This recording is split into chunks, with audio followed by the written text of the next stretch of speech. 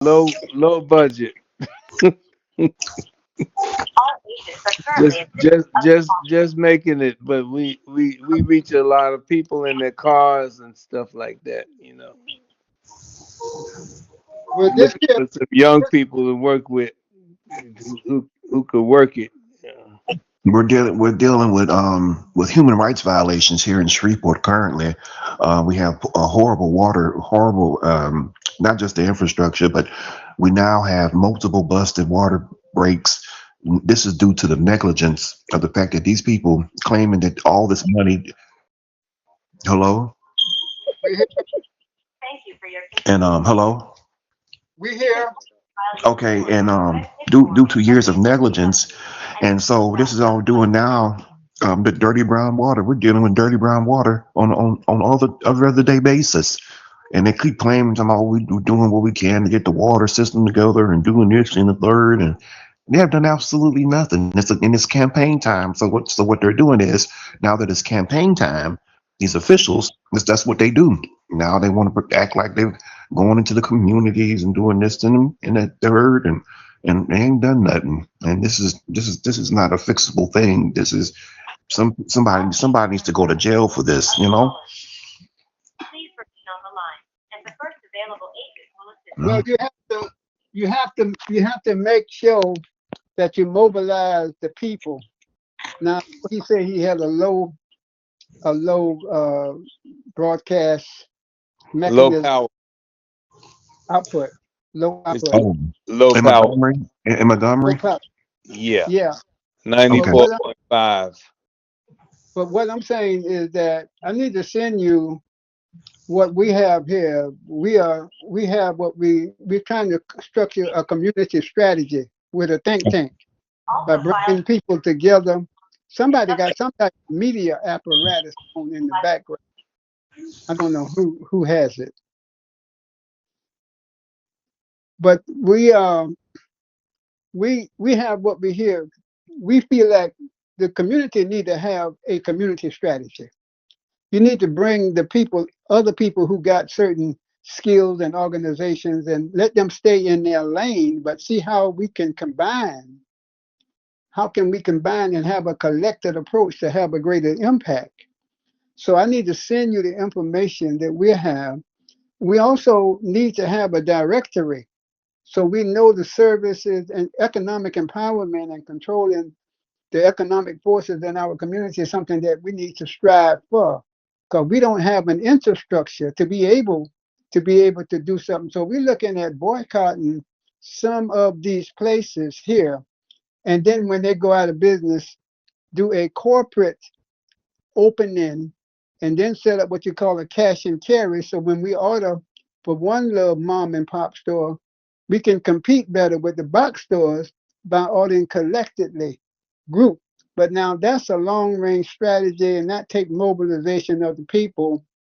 And but what I'm saying that is in our communities we are struggling, and we have organizations that's doing some things that's positive in the community, but it's not a collected effort. It's not a community strategy. It's not a community plan. And by not having a collective strategy, it's hard to gauge, are you making progress in the areas that need to be changed. And so that's where we are right now. We just don't have a community plan. We just don't have a community strategy. We just don't have a think tank. We just don't have the outreach, media outreach, to be able to mobilize, inform, to warn our people on directions and choices that they need to make. If you don't have no communication network, which we're talking now, if you don't have a communication network, I don't care how gifted and talented you are, it's an African proverb, so you can go a long ways fast by yourself. But collectively, you ain't gonna have a great impact unless you go together. So that's basically where we are.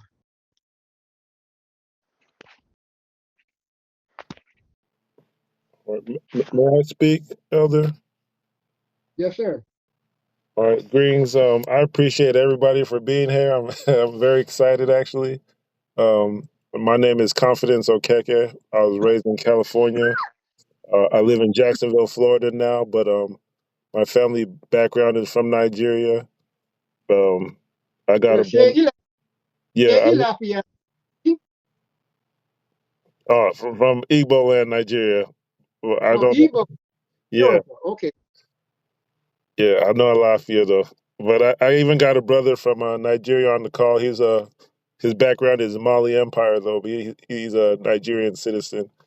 So we're all connected. So we're trying to we're finding out how people are connected across West Africa based on this AI and this the new research, but also with the communities that I called here.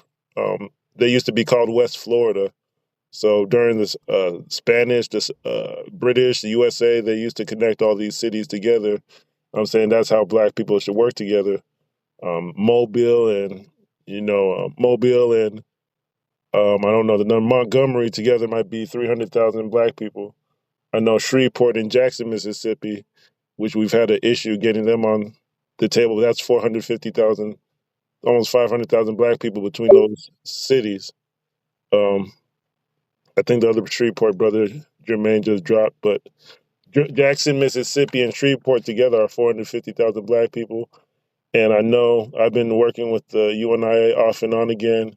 We've had our issues, but I noticed that Shreveport had a UNIA at one time when I came on board, and I didn't know how key it is as far as it's right next door to Texas. Dallas, I know they used to travel to Dallas and Houston. So it's just years later, I'm realizing they had a key connection going on. It's around 12 cities that work are right next door to each other and 6 million Black people. And no, everybody knows Marcus Garvey had a base in Louisiana, but it's because all these cities are right next door to each other. So my hope was that I could bring people from Nigeria on board but it's a really large international thing that's going on with Nigeria. But they are targeting, I believe, this area with Memphis getting poison, data centers that are poisoning the community and things are just popping up in this area. But I'm just glad that people picked up the phone. But no, brother McKenzie, he has a website that was up 10 years ago. It was just like an emergency call, trying to see if I could bring brothers together again and like to operate as a region.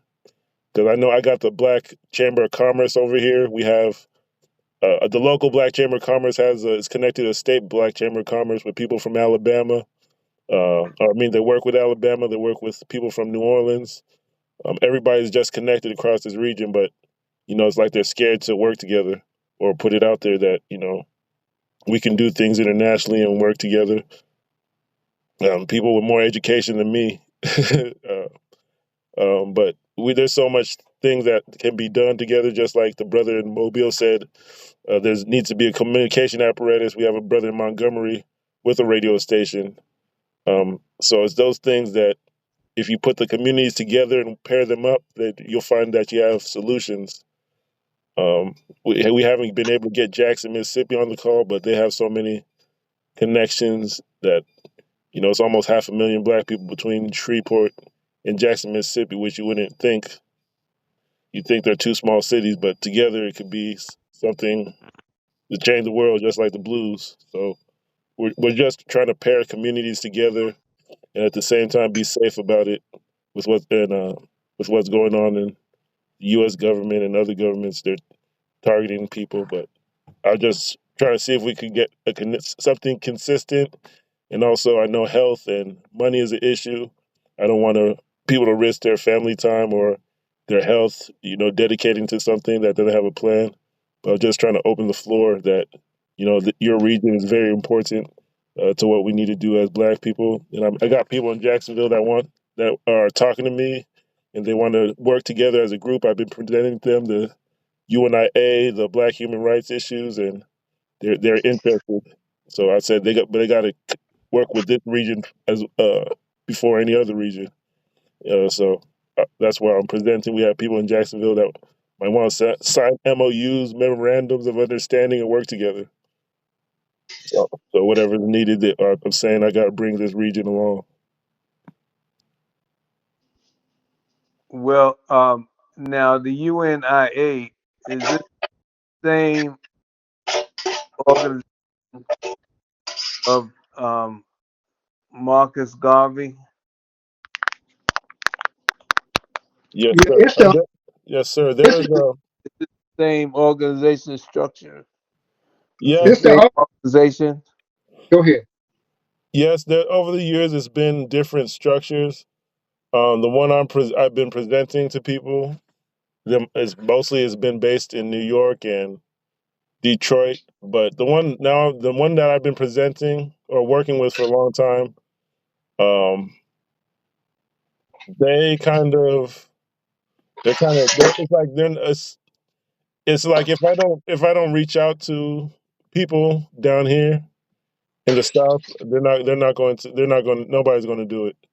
So they have a structure where I can introduce people to I can introduce people to their official structure, but it's like they don't from my experience they're not going to consistently reach out to organize this region. There's not a vision. My background is different from Nigeria where we have like communities that are 40 million plus, like six of them all in one area. So to reach out to Black America and say, hey, this region has 6 million people, this region has 5 million people. That's within our scope to organize that many people or to deploy resources. But if you get to the official UNIA, they don't have resources and networks like that. For example, there's the Mississippi Association from Igbo land, Nigeria, Jackson. There's a Shreveport. There's what Baton Rouge, New Orleans, um, Houston, Dallas. I think there's a military veteran group from Nigeria in Dallas. So they're in your area, like within 3 hours or 4 hours drive. I'm not sure about Alabama.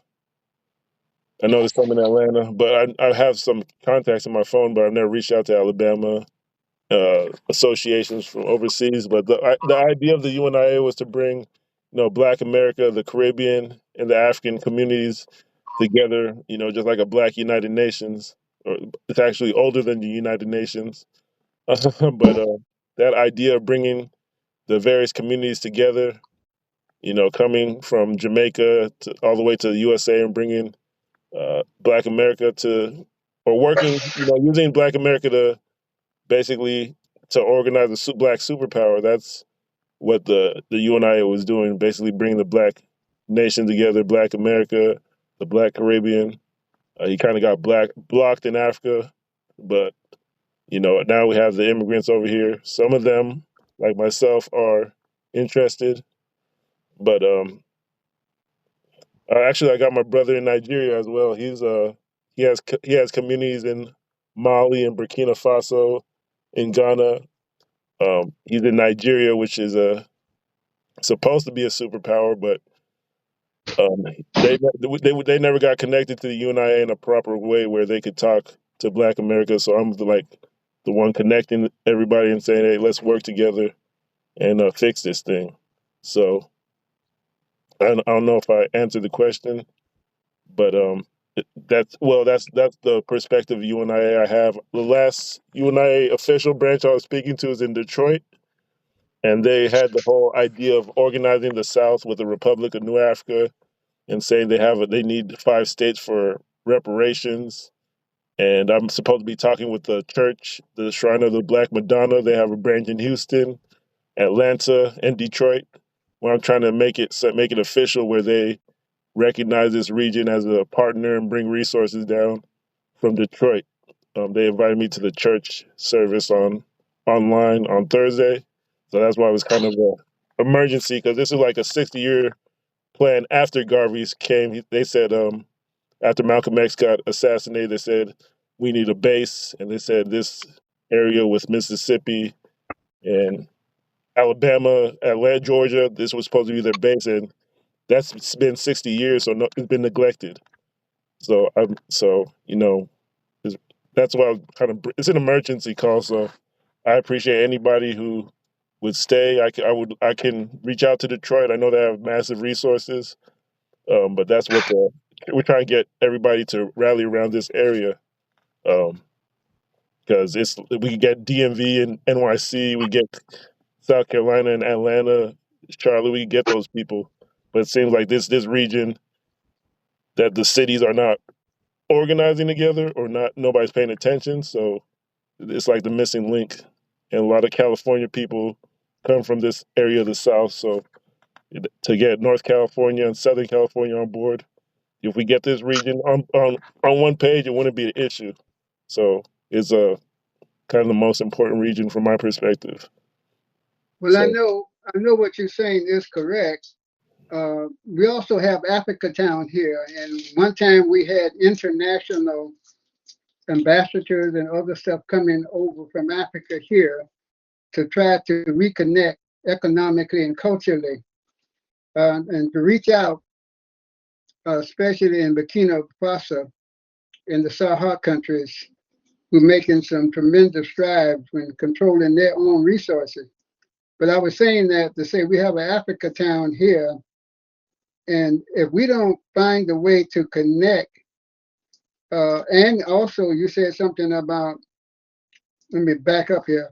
You said something about resources here, but see, if there's not a strategy here to find a way to get resources, and there is not a plan, see what is our priority right now? What is our priority? What is our 10-point plan? What is our 7-point plan?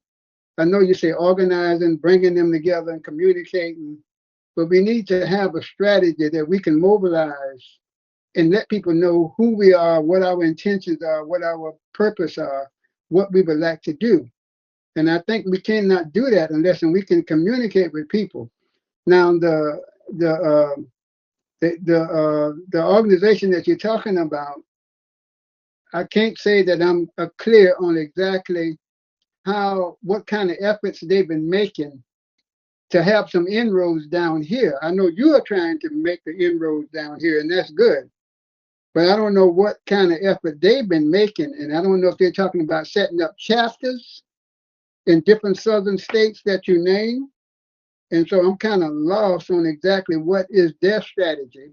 And I hear what you're saying and what your desires and what your strategy would like to, bring us together collectively. But I just don't know where they are. well, I'd like to respond really quickly and then give everyone else the floor.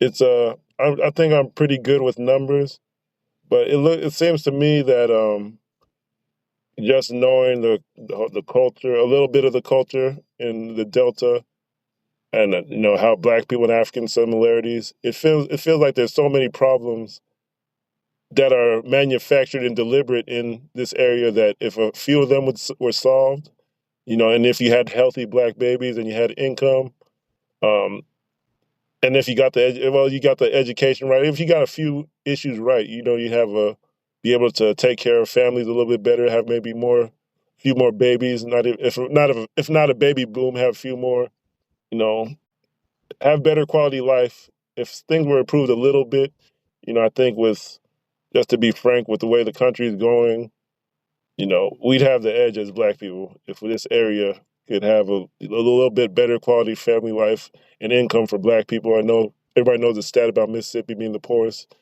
I'm into the stock market. Others are in the forex. If we could have something radiating around these neighboring cities, and Black people have a little something, one of the things that can, if anything, was solved. One of the issues that we have, any one issue, if that was solved, I think that would give us the edge, and I think that's why this area is targeted so much. I counted 6 million people when I counted, Dallas and Houston and uh, Memphis and St. Louis. That's on the periphery, but they're still connected to this area. So I counted 6 million people total from out of 12 cities, and none of them are really, nobody's even thinking about this area. Um, it's just that something in the history books. So with Malcolm X, he died, his wife, and a lot of activists came together and said it's a Republic of New Africa in the Kush district and in Chokwe Lumumba. But that kind of got into politics and kind of got neglected as far as people mobilizing this area. And then you see what's going on overseas and what the government's doing. they're targeting this area too. They're targeting everything we do. But just with me having a cultural background of 50 million people and tied to the diaspora through slavery, they don't even like to mention our names. And when they're talking about, because they know if they give us promotion, it'll make people start clicking together from Haiti to the deep south to everybody. But I'm kind of able to navigate some of the stuff the government does just because of my background. But this area, if anything could be done, uh, you guys know the problems better than I do. But if anything we could do to help and put up, if anybody has a list of issues that we could try to address, I think there's enough momentum with the Sahel and with Black people that we can put something together and start going around these cities. And I think that since there's 12 cities in one area, I'm reaching out to other cities. Like I'm reaching out to Jacksonville. I could call Detroit and Cleveland to see what they want to put together. But Jacksonville is committed, and I have Caribbean and African people, African continental people on board. Where I say, hey, this is the headquarters or this is the base we have to work with. Um, let's see what we could do and what they want to do. So that's what the call is about. I don't want to overwhelm people with daily calls, but if there's a list of things that can be done, if it's real estate or international travel or resources from overseas, or any education, independent education or anything, um, culturally or anything resource material wise we could do, um, that's what we're here for. And I do, Well, yeah. let me cut in just briefly. Reggie White came down this side many years ago before he died, and we was able. I've been a community organizer. I used to be in the All African People Revolutionary Party as well. But Reggie came here and said that a lot of the resources that we could tap into is in the churches. And he used an example: if we was going to do a fast stone, then you already got the people who have cars in the church. They can buy stock, and that's what we need to look at. They could buy stock and open a fast stone, and everybody need their car services. They need their car taken care of and provide the services or whatever is needed. But we just need to be able to control and turn over the dollar within our own communities. So if there's somebody that have a certain skill that's in the church or any organization, and they can pull a group of people together and collectively open whatever entity that would give that person an opportunity to utilize their skills. But the churches have a unique situation if they decide that they want to do something economically and they got somebody in their church who has a certain skill. You call it cottage industry, whatever you want to call it. I don't care if it's a, I don't care if it's I don't care if a tax business, but we need to go into business to be able to create some capital. If you say something about education, as long as we let them educate the next generation, we're always gonna have these these lack of progresses. We can't give our children to the enemy to educate. We're gonna have to at least view what they're learning and make sure they're learning what they need to learn. Um, I would like to uh, say something, if allowed to, if I'm allowed to. You most definitely are. You're the veteran UNIA leader in the region. Go ahead, Okay. please. Yeah, this is my brother being from Shreveport, and the elder makes a very good point. A lot of black, um, a lot of our dollars are given to the religious organization. Um, and if we could get the religious organizations kind of on board, but then even too, there's the trust issue. People in black communities really don't trust religious organizations, or any type of organized organization, especially one that's being established. So somehow you're gonna have to win their trust and gain unity among all these denominations and religious organizations, to come together. And if we can all get on one accord on the same page and funnel ideas and economics, the money, in one direction, you have something. You have a strong foundation.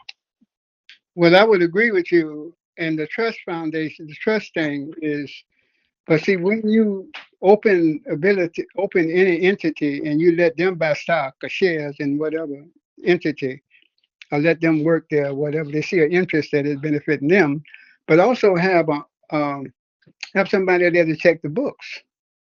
Just like just like Burger King, they don't trust all these managers, but they got people there to check the books to make sure that things don't go awry to a certain point.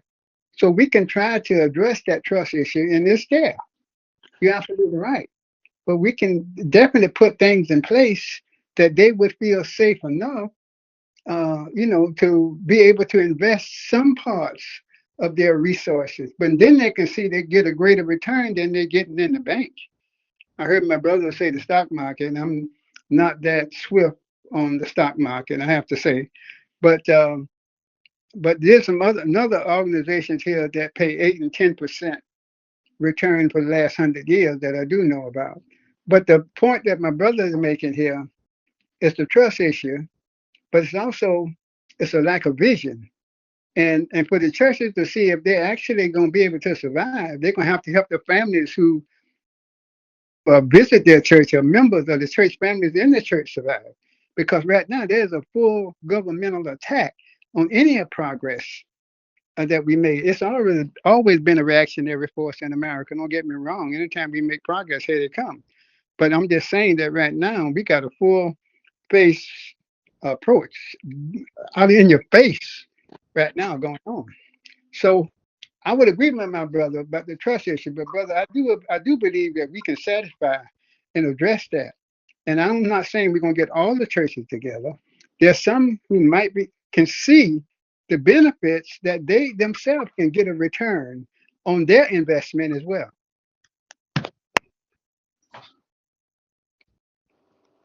Well, I've been listening, and um, the concept of the UNIA is a great concept from a great organization that once was. The challenge is in 2026. What does a UNI or can a UNIA look like? Uh, because we talking about organizing. Well, um, like uh, brother said, he was with Kwame Ture. Kwame Ture used to always talk about organization. We have to have organization, and it needs to be a legal organization, and it needs to be um, have a structure, and a mission and all of that. And before people want to join it, they want to see what that is. So there's work to do in regards to that. I know that there was an old UNIA in Harlem. I don't know if anybody's still in that right now. I don't know because I haven't been there in quite a while.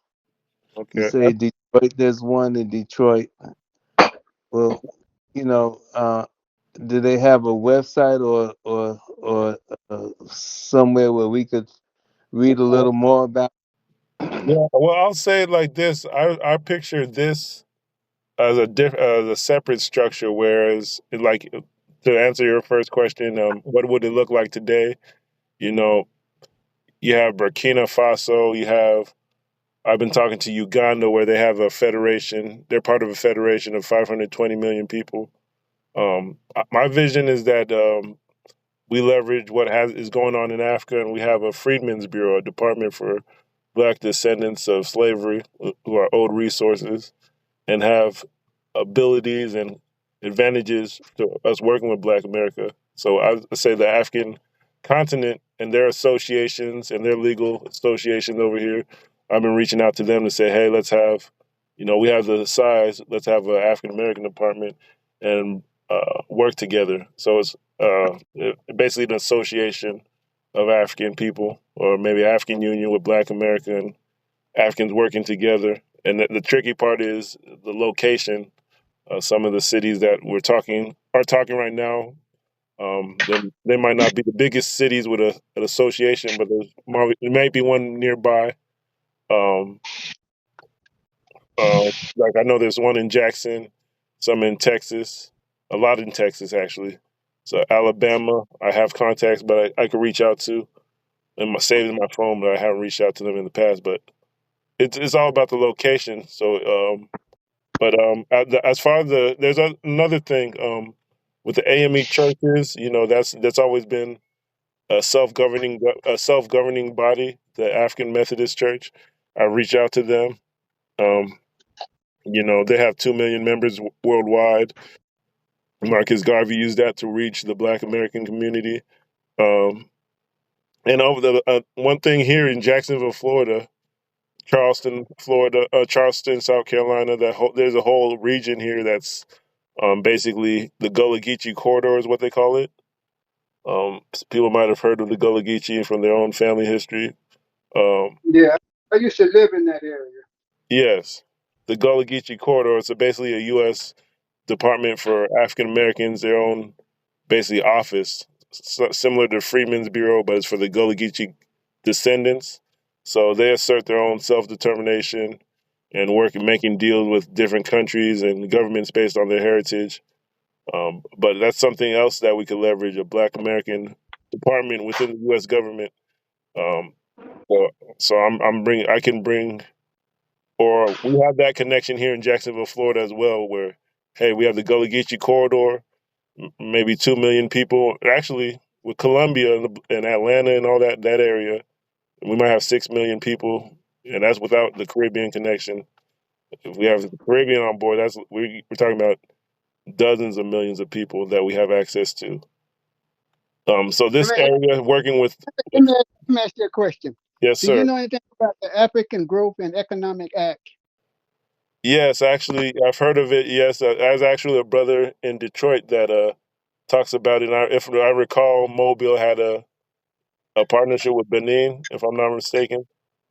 Yeah, we had a partnership with a lot of the African countries. Matter of fact, the people in this area voted so that when you import something, it's duty free coming from Africa.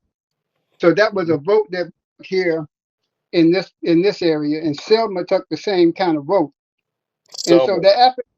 the African Growth and Economic Act is an effort of African Americans, especially at the time when John Smith was mayor here, because he used to visit Africa all the time. Wow. It was designed to create economic activity between. They say they're selling to China, they got cashew nuts here, they're going here, they're going there, they got all these products. I think it's about 130 different raw resources. But now the African paradigm done kind of shift a little bit because they want you to set up a factory there in Africa instead of just getting the raw resources, and they're not making that much money off them. But the point that I'm trying to make here, the African Growth and Economic Act was set up so that we can have inroads economically with our brothers and sisters in Africa. But you correctly, brother, there's some legwork need to be done. There needs some planning. There needs some information to be uh, to be acquired, for we can come with a strategy and be able to present that strategy. You know, Mhm. Okay, I have one. I'd say one sentence. Or a brother here, and the vice chairman of the Black Chamber of Commerce. he wanted to do import and export. I don't know if that's anybody else's periphery, or I'm sure it's someone who knows somebody. Let's say these are all port cities. Mobile, Shreveport, I guess, is on the water. I'm not sure. Um, New Orleans, I have people in New Orleans I've been talking to. So this whole region, I think, should pair. If there's a presentation from Jacksonville, Florida, they should pair with these cities that we've been reaching out to. I've reached out to St. Louis and Memphis, the Panthers there, trying to get them on board. Um, so I think this whole region has to work together. Jacksonville, Florida, especially with our position between Miami and Columbia and Raleigh and Atlanta. We can bring that attention and that there's synergy between us and the West Florida cities. Let's call it that, Mississippi Delta. So, and also with this the trust issue um, with churches, I think that's a natural issue. Even with any leadership, we as men, we have our families to protect. You need to do background checks on people, and also you don't want to leave your family alone with uh, under the power of anybody. So with what I did with these calls, I approached it as like a men's council or adults council. And in Africa, you have the village or any neighborhood, you have the people, you call the adults together to find out what something's going on. And you have to navigate the calls as that, like you're representing not an organization or an institution, but a family. People have to know where you're coming from. And from that perspective, it takes a lot of the ego out and a lot of the fighting that's predictable when someone says they're the president or the chairman or the pastor and you're in charge of this and you're supposed to be in charge of that and blessing this person and that person. But if we approach it as this is a men's council or this is a women's council or this is a local adults council or regional adults council, I'm from this family and everybody knows me from, you could do a background check like that. That would work. My family, um, we have an association registered in California. My parents still live in Corona, California, and we have a immigrant association over there, the NBC Association. I could give people that information, but they're not actively like in the Black American community organizing. But I could give people a background information and family contacts and all that. But that's the way I approach calls. I don't even call myself a president or anything of the UNIA here. I just say I'm the UNIA, and these are the kings in Africa, and they have their family godfathers and kings and things like that. And we have a brother on here too. He hasn't spoken, but I'm sure he could speak if you want to. But that's how I approach trust issues. We have the AME Church that works with the Gullah Geechee corridor and the U.S. government, and they navigate self determination, self government um, on that level. But they're connected to the AME churches across the country, and that's if we when let me say when in God's grace we get resources, we can travel from Florida across these cities, meet face to face, and create programs in the communities or in the churches or outside the churches. I think, but there is pressure coming from the people in power. But I think even allows you to be frank with even after the Trump administration leaves, with what the progress had been going on in Burkina Faso and it might spread to Nigeria and Sudan and Uganda and the different religions there. Becoming if they become one, it's just going to escalate the pressure. Whoever's in government, they're going to be looking at the Black American centers. They're going to be looking at Haiti. They're going to look to suppress Memphis and areas like this. And uh, you know, I don't know about the Midwest, but they're definitely going to be targeting Black population centers. Over here, we have the Gullah Geechee platform where they haven't been as rough on us, but they're definitely watching, the Black areas and trying to prevent them being connected to Africa. And the church can help with some of that as far as communication goes. The AME and specifically, that's what I've been working with, reaching out to most consistently reaching out to them. And I'm also connected to NOI, but I primarily bank on the AME churches, and they work with the Gullah Geechee corridor and nations and yeah, it's a complex network, but um, and I'm working. I'm glad this call is happening. Let's just say that.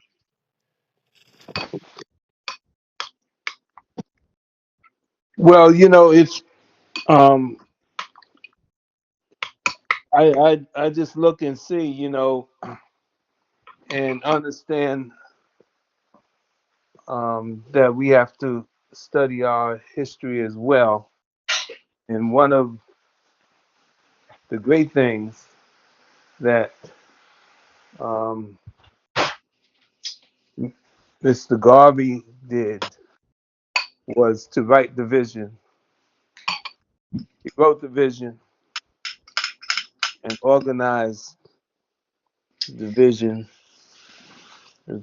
But by writing the vision, he was able to inspire many other people all over the world, particularly at his time. And so I think it's important to write the vision, share it, and I like to see what that looks like. I like the idea. The concept is needed. The just like Black Voters Matters, that became a reality just by people organizing around a phrase. And so Pan Africanism is something that many of us believe in. And so I encourage you to keep working on it. And any ideas I might have, we all are kind of encumbered. I believe in being active, so I'm active in a lot of different things. I carry a lot of hats, and I think it's important to write the vision and be able to communicate to young people. Um, and you'll find people who have things in common. Yes, sir. Actually, sir, I thank you for your comments and for picking up the phone call. And I'm basically on short notice. The funny thing is, I met you through an email, I believe, with a brother from Jackson, Mississippi.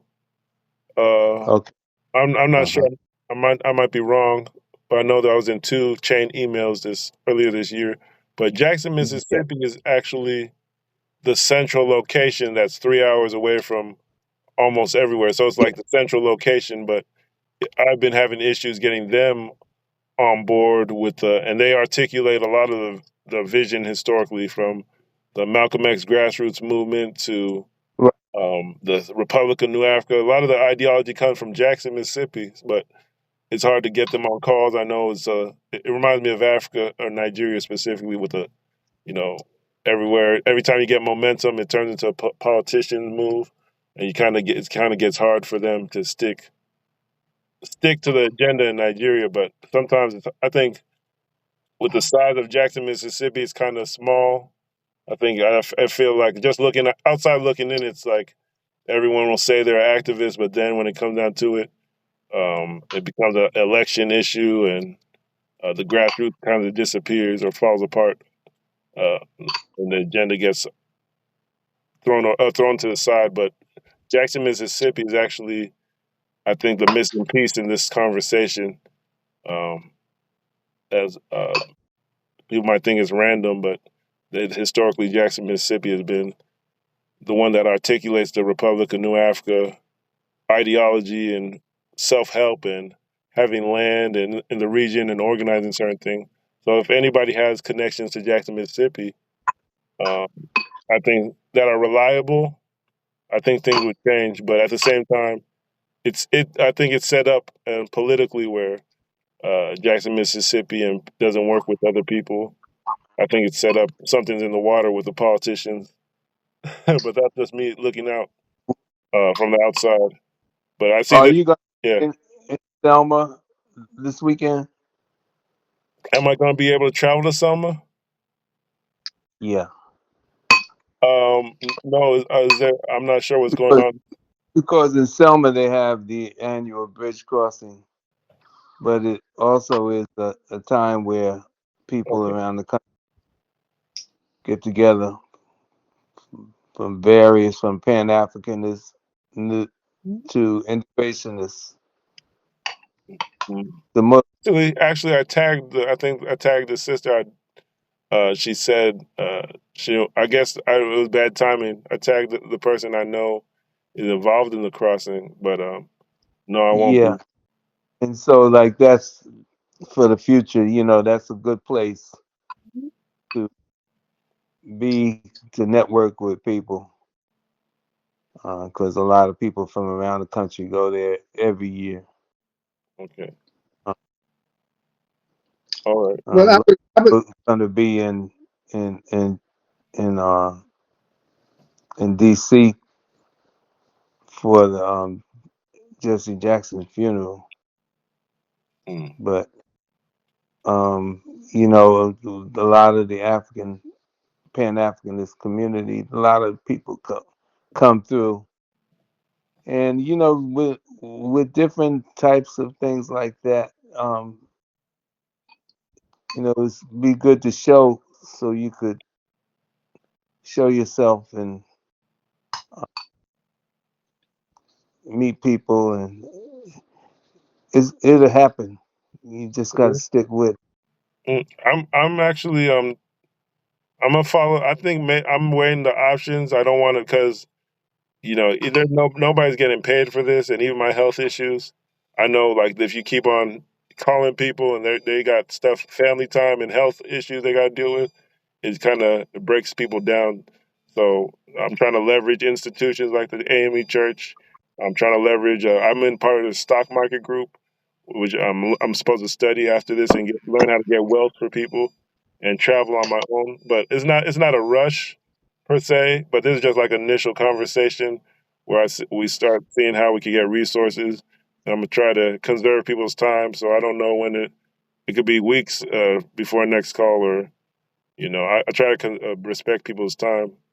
Um, but it's just there's things that's happening around the world that is connected to Black people, even they're not saying it.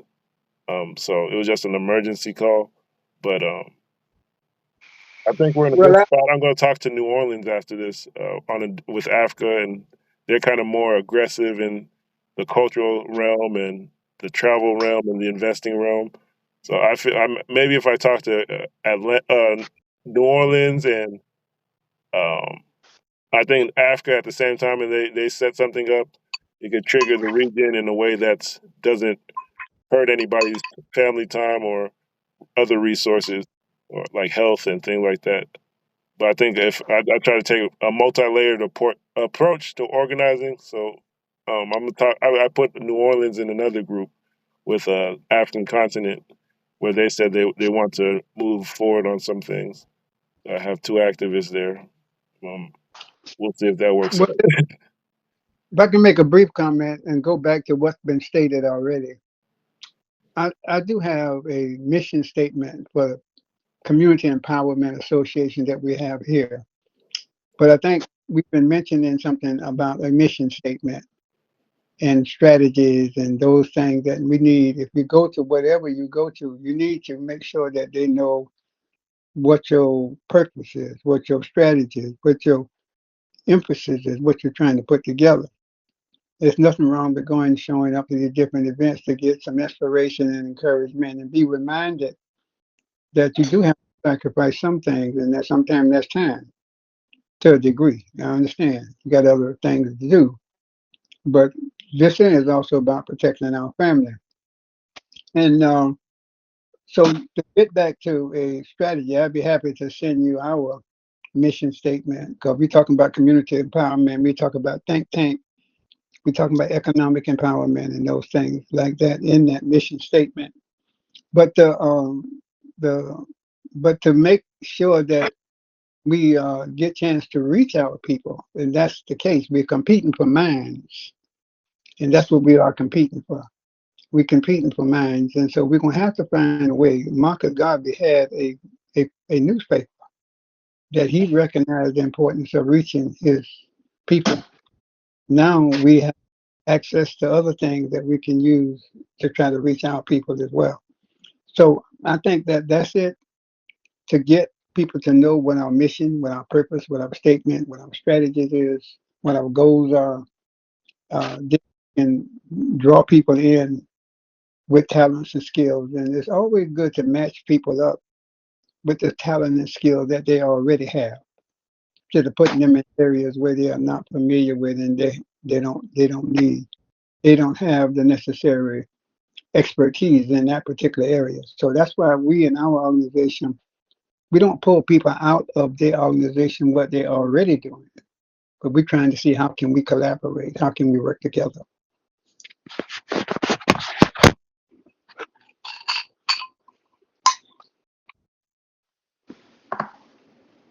All right. I could I don't know if Prince Yakubu, are you there? He's in Nigeria. I don't know if he has anything to contribute. Brother, I don't know if anybody wants to close out, or brother Brian, do you have anything to contribute? Maybe your experiences in the UNIA, or things that you would like us to see us do in Florida or Nigeria, or Burkina Faso. Uh, do you have anything that you want us to contribute? I don't know, brother Brian. I don't know if he's occupied, but he's the one that had the website of the UNIA from 2013. I know some things went down where people stepped back, but Shreveport is interesting because of its location. It's about 4 hours from everywhere. Dallas, Houston, uh, Jackson. So Shreveport. We had a brother, he dropped off as well. Um, yeah. So yeah. So Shreveport has been on the call. Shreveport and Jackson, Mississippi. If we get them some resources. Well, the issue with Shreveport, to be frank, is there's when I look at an Igbo association from Nigeria, or Biafra with their whole revolution movement. They're not in Shreveport exactly, so they'd have to travel. Sometimes that increases miscommunication when you're not in the same city. Um, so I really wish Jackson, Mississippi would be on the call. So we'll see what we can do in a way that doesn't compromise people's time, or you know stress people out. Because when you talk about Nigeria or Africa right now, and you see what's going on in the news, it's designed to stress people out. It's a lot for a civilian to take on those kind of issues. So I don't have anything to say. I've been taking notes. But I'd like to say Mobile and Montgomery are a natural pair. I think Birmingham and Huntsville, New Orleans and Baton Rouge, Shreveport and Jackson, Dallas and Houston, St. Louis and Memphis.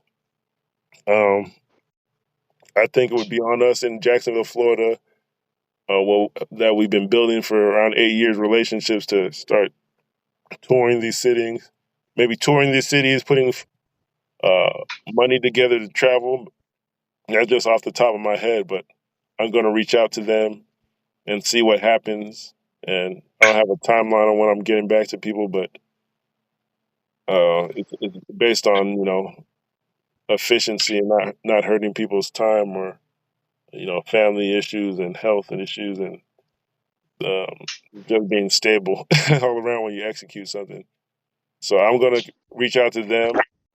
I've taken some notes about economics, skills, industry education, trust in religious organizations, stock markets, and churches. I'm part of the stock market group, but yeah, I've taken AGOA. I think the AGOA Act. I think it was under threat by I don't know if it was renewed, but the AGOA Act. I'm not You're sure. right. It's under threat right now. So I don't know how much leverage we still opportunity we have in that act at this particular moment. But the one thing I like to say before I close is this: I teach naturopathic medicine, herbal medicine, and I think that our people are suffering because of the environments that they live in, as well as the drinking food, processed food, fast food, junk food, and other things that they're taking in their bodies. The number one cause of bankruptcy among African Americans is medical expense. Mm. So if we start taking care of ourselves, because see, if you don't take care of the body, it affects the mind. But we need to start better taking care of ourselves. We can't depend on the medical care system that's not health care, it's disease management. So they're not trying to cure people, they're trying to make money. Give people more drugs, and them drugs create other health problems. They're taking more drugs, and now they got a medicine cabinet full of drugs, and they're sicker now than they ever been. But I just wanted to say that briefly because I do teach naturopathic medicine, lifestyle changes, food science. Mm. Okay. And that's interesting. Yes. I'm picturing that with this as a men's council, a regional council. If I reached out to the different associations in the area from overseas, if I maybe ran that council or and said, hey, told them what was said and see what we can do, and then maybe merge the calls together and see what could be done. That's one option I'm thinking. Running it back with a different community in the same region and trying to merge things. Um, that's one scenario that just came to mind. Uh, I know a lot of them are doctors, and we'll see. But yes, health is. I'm dealing with it right now. I'm 35 years old. I would say a lot of people in their 30s going gray, stressed out. I'm starting to see some gray hairs on my chin. So I got a couple injuries, dental issues. So health is there's no health insurance in activism. So that discourages a lot of people I know. So yes, sir, you're right. Health is wealth. Health is everything. I don't know if there's anything else, or is there anything that you would like me to address by the time we meet again or I reach out again? Anybody? Well, I'd like for us to clarify our missions, and the mission is kind of make sure that we're clear on what the mission is. Mm. And I think we stated a lot of parts of that mission, what that can include, bringing together economically and education and other things that we need to do. But I just think we need to make sure we're clear on that. And this is my comment. We need a directory. Uh, there's a website called Bob. There's other people who have skills within their local communities, black black tradesmen and stuff of this nature. We need to have a directory that we can go to and spend our money with each other instead of calling on people we don't know. Black director. I think it should be anchored on this region too. Regional. Well, personally, I have a regional system, a three regional system, and this was one. Florida into the Caribbean was one in South America, and then there was a DMV, NYC, and the Midwest, basically, all the way to Chicago, Minneapolis. That was supposed to be another region up north. I think it's coming together with diligence. But what was that other thing I was going to say? I forgot what I was going to say. Well, this is a interesting part with Black America. Everyone's always says it's $1 trillion economy or something like that, or basically it would be a superpower by itself. Black America. But the thing is, well, let me not say but. The interesting thing is in West Africa, and we're seeing a superpower emerge with the Sahel Alliance, Mali Empire, Burkina Faso, and Niger. A lot of these countries are just northern Nigerian communities. They're related to Nigeria, and maybe because of some things that happened in Nigerian history, And the politicians and the people, we're not on the same page, but we're seeing a lot of superpowers that can emerge from the same region of West Africa. And they have like 40 million people here, 60 million people there, of the same culture, the same language. So we're seeing a Black United Nations that's emerging, where Black America would fit in perfectly. We need those voices. We need the Spanish, the Haitian voices. Um, we need the Eastern Caribbean. So we're basically it's like a Black United Nations. I know Nigeria has the most. Nigeria and the Sahel Alliance, they basically are forming the Black United Nations as far as if you talk about the cultures, the Mali people, the Mande people, the Igbo people, they're always agitating. So I got a brother on here. He's from the Mali Empire, but he's in Nigeria, so that's how far and wide it goes. So we're trying to build we're putting it as a Black United Nations nowadays, where you got the Black American Nation, you got the Mali Nation Empire, you got the Yoruba, you got the Igbo, 50 million over here, 50 million there. So just us talking is fulfilling that vision of an African Communities League, a Black United Nations, our own human rights. The brother who dropped off earlier, he's a rent analysis. He's pushing for a rent to be topped off, and that's a housing issue. I know the Black Panthers talked about that, free housing. Um, so there's a lot that could be done as this keeps growing regionally. Um, people always have the same issues. So if it's consistently that people are getting supported as this region is important, um, then things will get solved. But people don't even talk about this area as a region of its own. So that's what I'm going to do. Dedicate my life to it, and we'll see what happens. But Uh, the shortest of Black United Nations. We're getting Black America and the other counterparts in West Africa to come together, and the Caribbean too. So there's a Black United Nations of Black communities coming together. Brother, hey, I commend you on your effort, man, and the things you're doing. It sounds like a lot of good things are going on, and it's necessary. We need to do it. But I was just wondering, how then we could communicate this in some type of way, communicate this to other people. I mean, because look, they see all this good stuff moving in one direction. So some people would love to get on the bandwagon and get this train moving. Okay, Well, that's the key in any organization, to have a media apparatus that they can get their message out. And Dr. King was successful until they realized that they was carrying his message.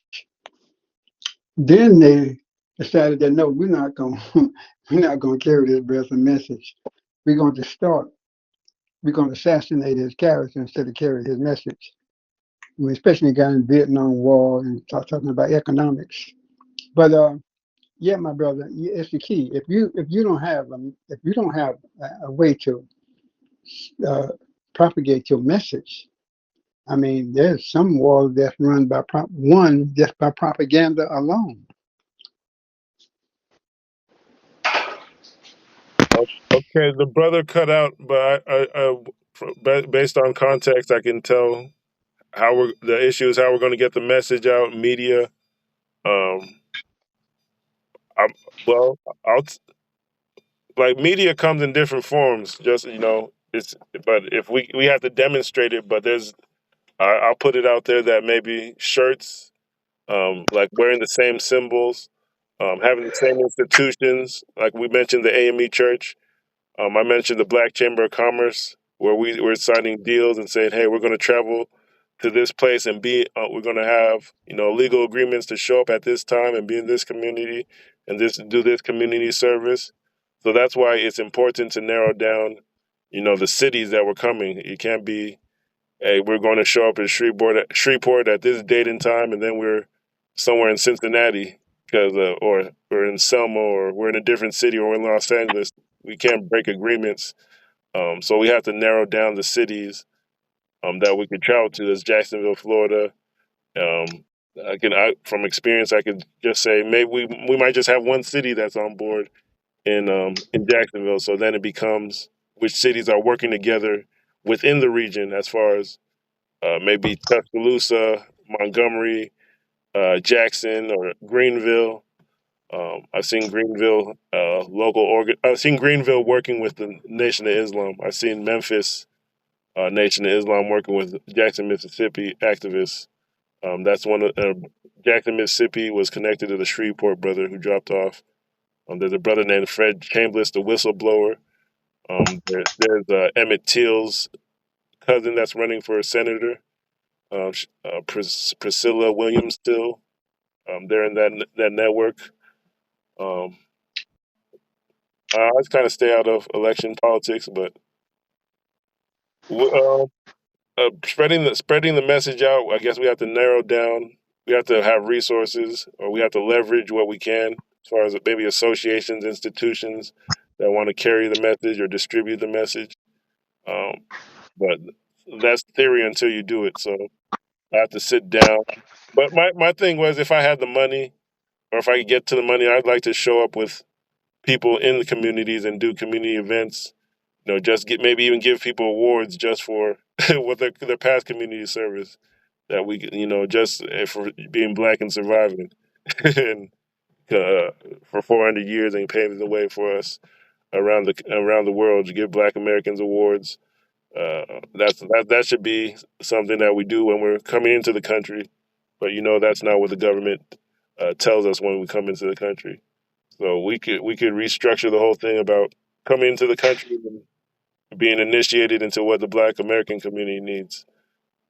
So that's a whole program in itself of us coming together and uh, addressing issues that need to be addressed. But we have to have money to do that. So if we have the money, media, we just traveling and speaking in person. That's media and getting the word out. So I think that's my opinion. But to me, my opinion, it comes down to money and traveling. So that's something that I'm personally working on, and I honestly don't have it yet, but I'm working on it with the stock market, the group that I'm in. But also, I could reach out to other people in different associations. Again, maybe they're in the area and they could carry it. But Well, I would say this, even though finance is a part of anything, but right now we have the internet. We still can get a message out to the degree if we have a website, a web page, and all of that. Uh, that would actually help facilitate us getting the message out. mm, well, mm, that's true. Even Facebook, but I always say Facebook, but then I always get backstabbed. But because people like to they like to front on Facebook that they represent something. But um, let's say, like, to present, you know, I say Uganda is part of the East African Community International Government Authority for Development. So it's basically a black network of countries that's 520 million. They purposely made it sure that it was only black countries invited, but it's 520 million black people from East Africa. So they're not connected to the transatlantic slave trade, but they're doing what they need to be doing in East Africa for the most part. They have the Congo versus Uganda versus Rwanda issue. What that needs to be cleared up. But they have 520 million black people. That's a platform. So I can reach out to that East African community with 520 million and get a representative to help create a platform, get the message out, whether it's a website or I will talk to them. I can reach out to the West African community. We have a brother here from Nigeria with the Mali Empire, Burkina Faso connection. That's about several hundred million people there. So we can just them leveraging their governments and saying, hey, we could carry the word back and we could facilitate this at a government level. This is the Black United Nations. We're bringing the Black America on board, and we know the assets and the international the power that they have within America as far as being a counter narrative to white supremacy. Um, like we can leverage Uganda, Nigeria, Burkina Faso connections to create a platform that's consistent. And then the institutions in the local level, the AME Church is the one that I bank on the most, but because it's everywhere.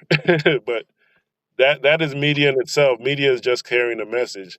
So as long as the message gets carried, and I don't want to harp on resource or money, but as long as the communities are being their needs are being satisfied by the communication, Uganda, Nigeria, Black America, the Caribbean, uh, as core communities, as long as they bring something to the table and say, "Hey, this needs to be solved," you can solve it by working together. Then I think communication and media will come out of that. Like we just had the brother Bill Foster. He has a radio. He's connected to NYC radio, so we're connected to Nigerian media. So things will get out. But it's even if you look at the Sahel Alliance, 77 million Black people taking billions of dollars back. They don't get media coverage. It kind of spreads through grassroots people. Um, so it when we're doing something right, it won't be put on mainstream media. It'll just be just like the Chitlin circuit, I guess. People will just know that this is booming in this area. That's the way I see it. Um, 'Cause especially if you bring on African media, I know it's not covered or it's deliberately kept out of so-called mainstream media. You got 77 million people doing something right in Burkina Faso, Niger, and Mali, and nobody covers it. And I think it's because it's in French. That's part of it. But I think direct communication, traveling, meeting each other, working with our institutions that the ancestors left. That's gonna carry the day. But a website or a Facebook group. Well, let me take your recommendation. A website that can do a lot. Well, I'm not sure it could do it. I prefer face to face meetings, but having an online presence that could be done. And I'm just actually going to write that down. Well, Website. the online presence can create town meetings when you come into a city. I mean, so I think that you need to have in place, Hmm. especially in these times. Hmm. Okay. Social media is very powerful. Social media. All right. Yes. I'll be frankly very honest with you. Just like you say, the 6 degrees of separation. I keep bringing that up the AME Church because up to the Biden and Kamala Harris administration, they were going to I think the Charleston AME Church where they tried to escape to Haiti, and then the white terrorist Dylan Roof came and killed them, killed the parishioners. Um, from Emmanuel. yeah, the Manual Nine. So people know about the global president. They have 2 million members. There's a National Council of Negro Women, for a college women's network with 4 million Black people. Um, then you got Black Chambers of Commerce, Black engineers.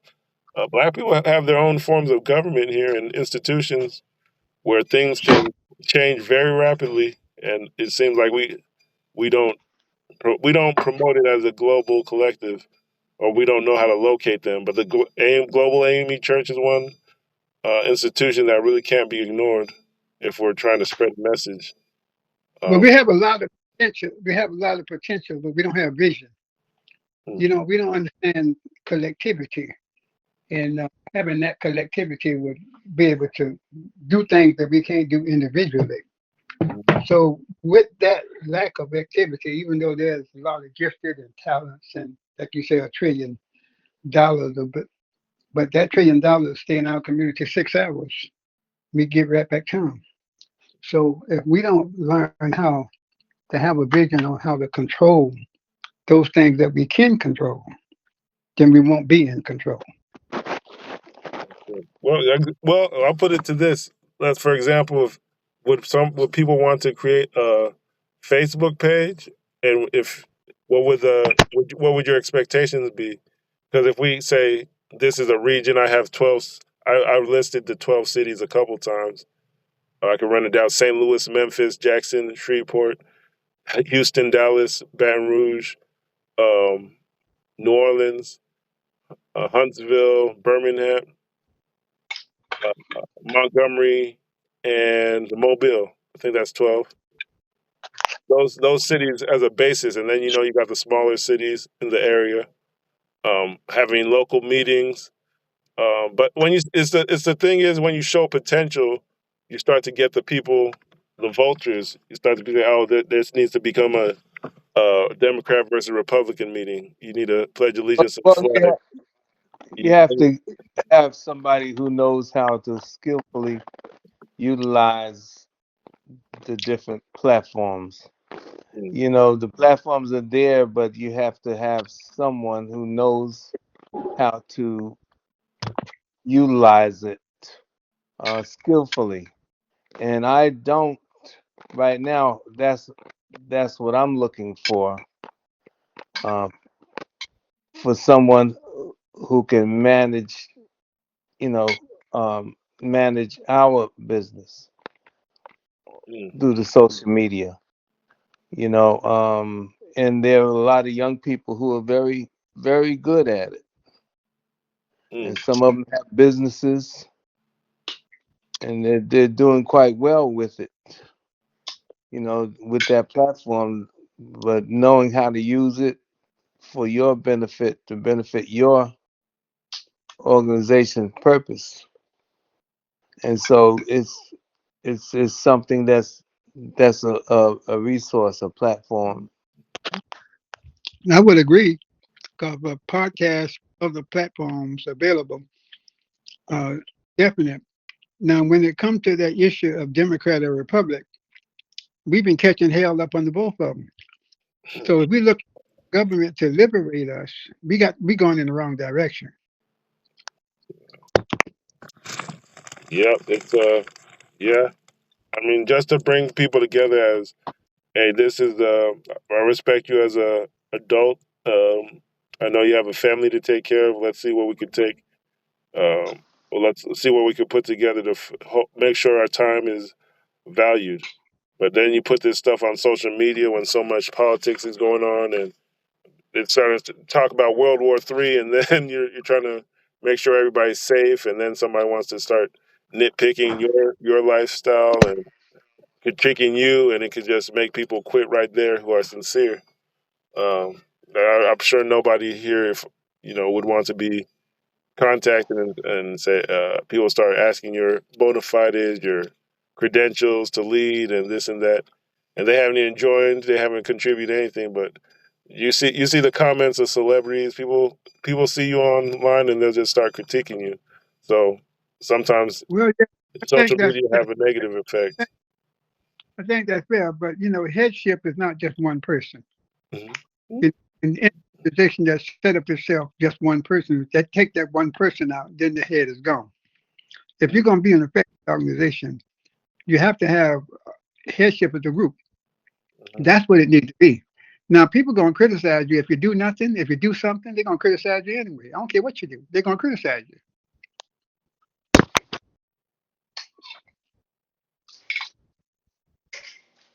Okay. Elder, you said I missed that word. You said kinship or headship.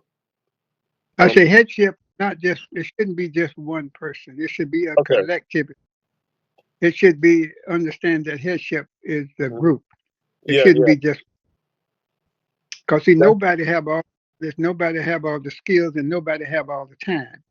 mhm. But if you just depending on that person and not got people to take their place just in case something happened to them, they get sick, they die, God forbid, they get killed.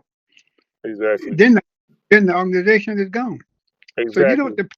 you don't depend on that kind of structure. Exactly. So that's why I put this as council, short for Council of Elders.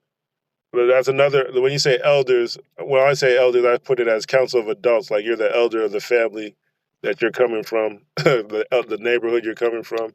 You're the adult of the family. You got to bring resources back to the family. So just to say, hey, there's a West Florida, Alabama, Louisiana, Mississippi, Tennessee. They're having an adult meeting. Maybe it's a Zoom, and then you have Africa patched in and say they're bringing resources and they're trying to see how to collaborate.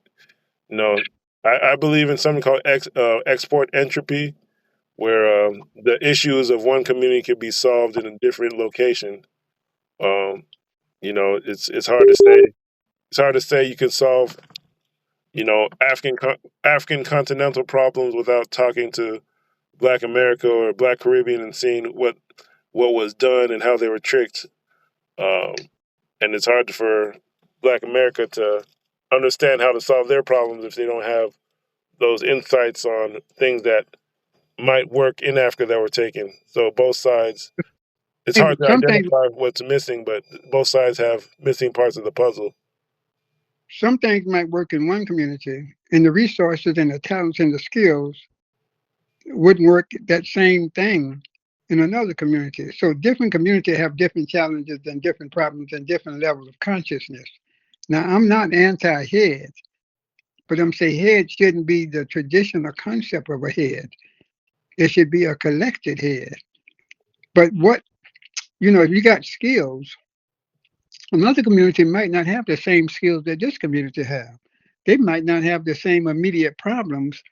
See, you have to really to motivate people. You have to have small victories.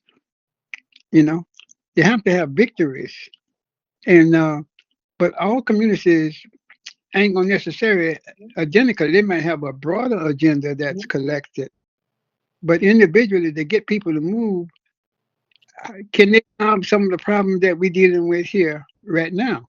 And then, I mean, the main issue is still going to be the main issue. But we just have to recognize that we got different skills, different talents, different resources in different areas. But we need to motivate people to move. We need to motivate people to understand that the struggle continues. Mhm. Yesterday, today problems.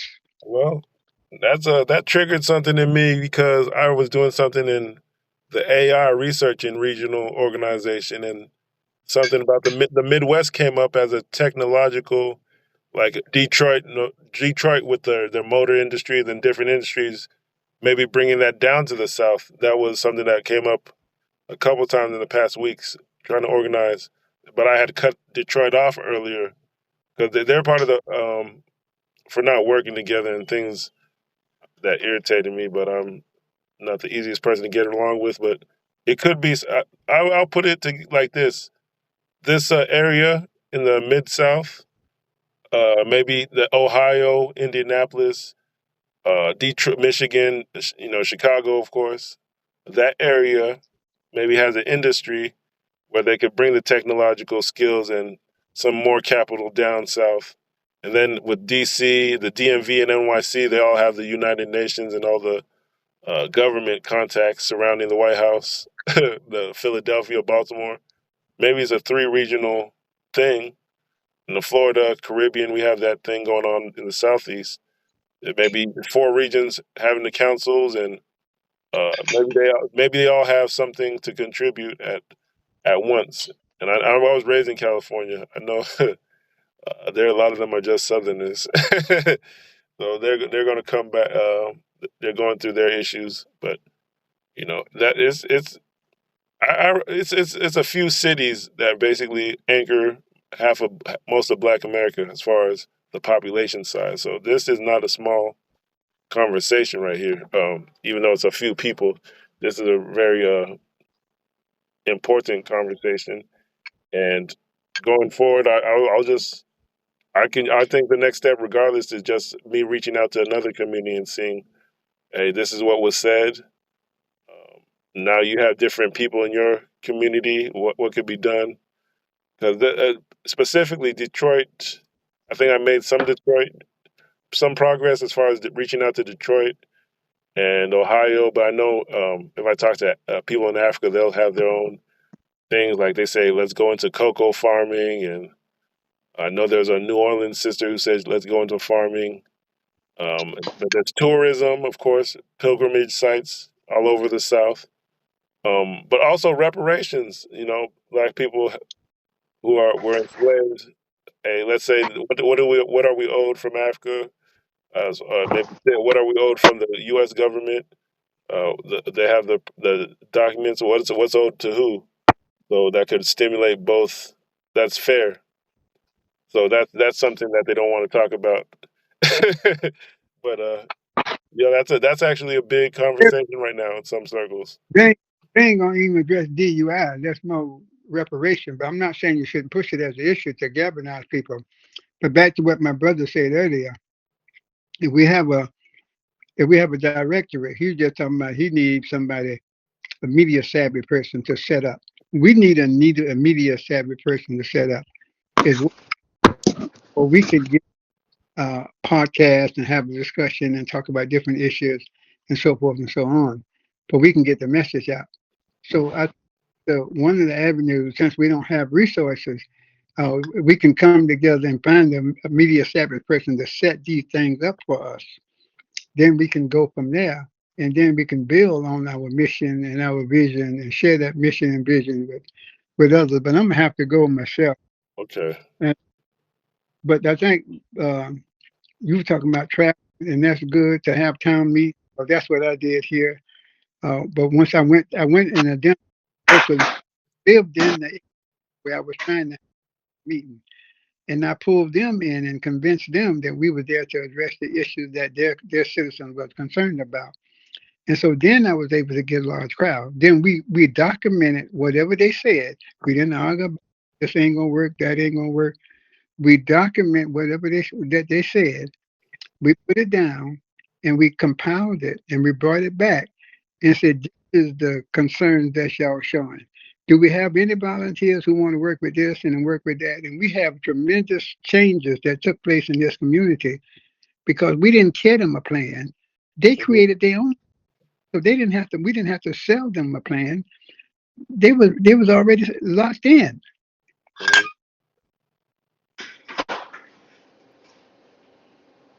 Okay.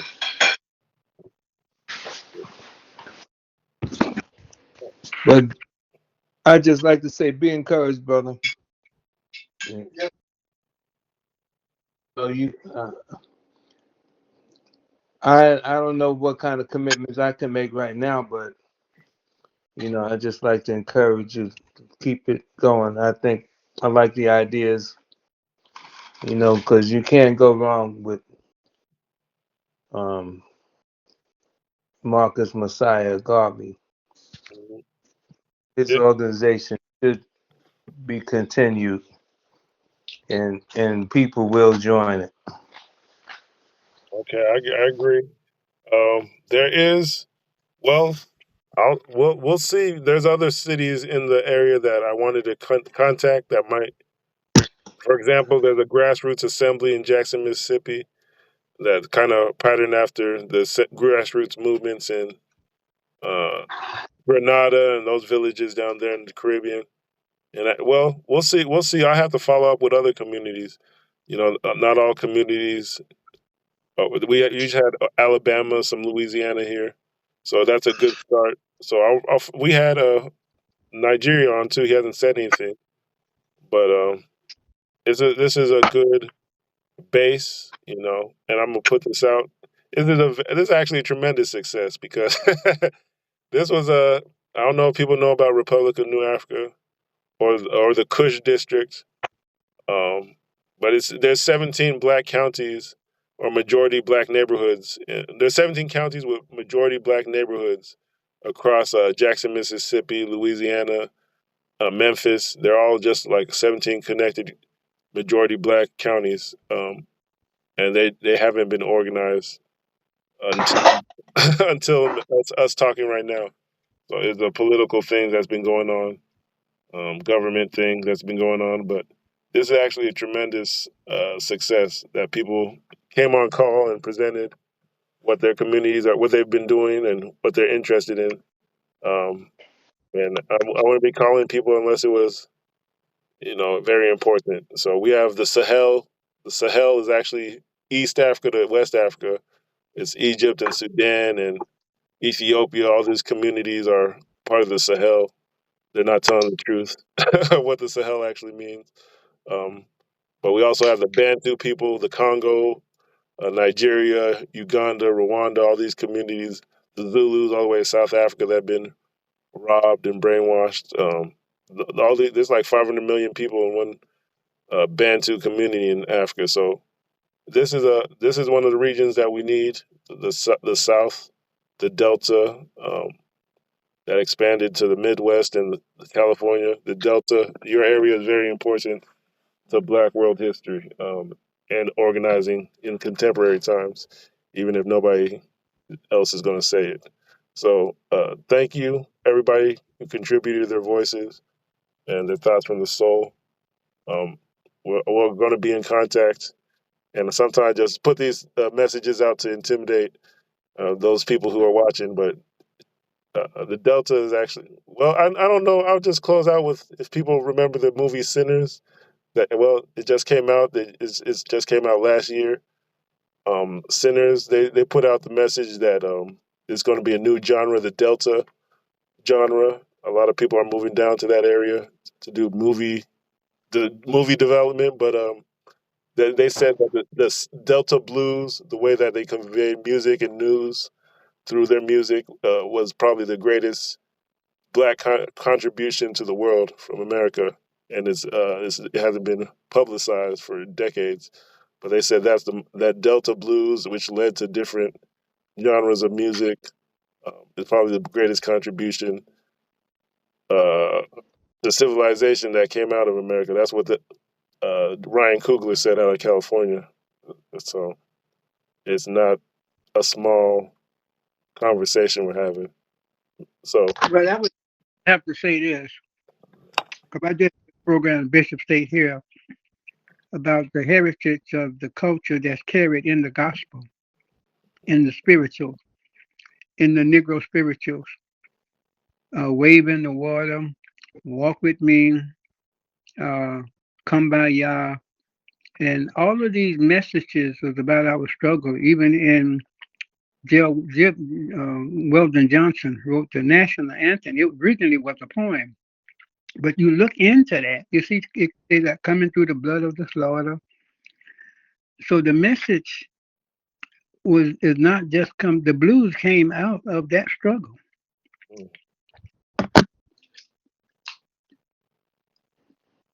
mm, and well, Elder, from your knowledge, what came first, the gospel or the blues, or was it simultaneous? Well, the word gospel is something that came later. The spirituals came first. That's basically what came first. The gospel grew out of that. When people moved to urban areas, the gospel developed.